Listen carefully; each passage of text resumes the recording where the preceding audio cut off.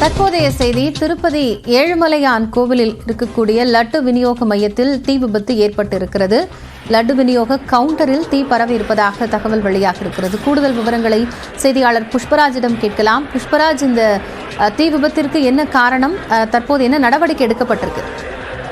காயத்ரி, திருப்பதி ஏழுமலையான் கோவில் அருகே லட்டு விநியோக கவுண்டர் உள்ளது. அந்த கவுண்டரில் சுமார் 50க்கும் மேற்பட்ட, அந்த வளாகத்தில் 50க்கும் மேற்பட்ட கவுண்டர்கள் செயல்பட்டு வரும் நிலையில் அதில் உள்ள 47ஆம் நம்பர் எண் கவுண்டரில் யூபிஎஸ் இணைப்பில் தீ விபத்து ஏற்பட்டு பற்றி எரிய துவங்கியது. இதனால் அந்த கவுண்டரில் இருந்து புகை வெளிவருவதை பார்த்த பக்தர்கள் அங்கிருந்து ஓட்டம் பிடித்தனர்.